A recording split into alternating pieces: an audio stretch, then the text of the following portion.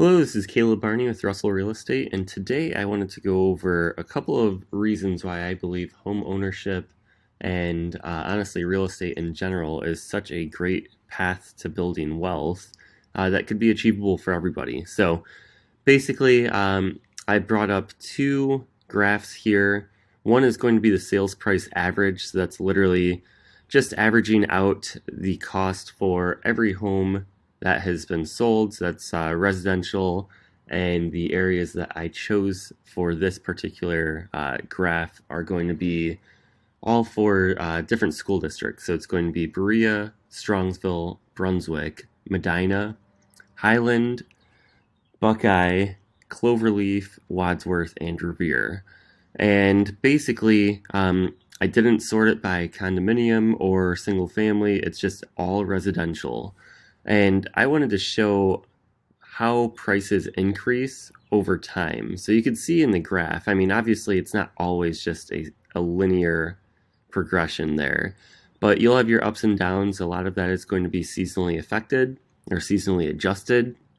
But over time, as you could see, if you hold real estate long enough, if you bought here, you might be a little disappointed if you had to sell here, but if you hold it long enough, over the course of time, you're going to make money.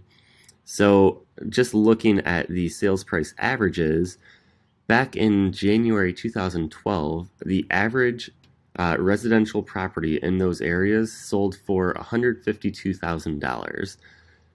Whereas in January of 2022, the average property sold for $286,000 and change. Of course, this isn't comparing apples to apples.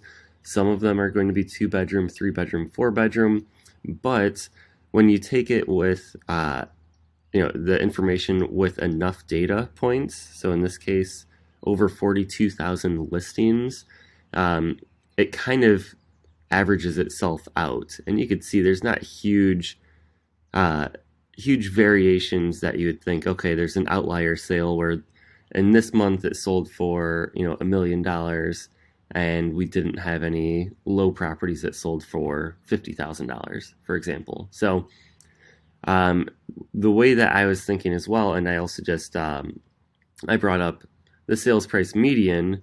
So this is literally the middle point of, say you have 1,000 houses sold.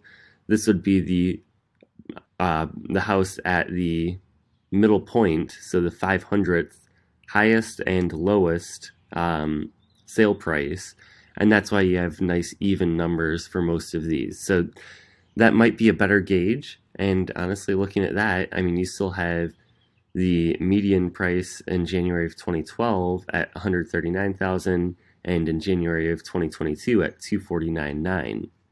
So if you're looking at it that way, I'm just thinking, okay, say you bought your house in 2012 with an FHA loan and put 3.5% down, you would have had to bring $4,800 in change for your down payment. You would have to pay for title work, for your mortgage insurance premium, different things like that. Let's say it costs you $10,000 to get into and buy a house in January of 2012. Well, that $10,000 basically ended up netting you an extra $110,900 10 years later. So you're making on average basically like an 11% return year over year, basically. So like every year you're making that. And again, it's going to fluctuate. You see the numbers for January of 2013 actually went down, but then it goes up, and it keeps going up. Obviously, we've hit a pretty hot streak the past couple of years. But if you can do that just for your own property, and then say with an FHA loan, you have to be there for 1 year, but say you decide to turn that into a rental and you let somebody else pay your mortgage down for you, you're actually getting equity in the house for the mortgage pay down or the loan pay down, and then you're also getting equity in the house just with the home values increasing. So that's why I think it is extremely feasible for anybody and everybody to gain wealth through real estate, and I just wanted to share that info with everybody. Thanks.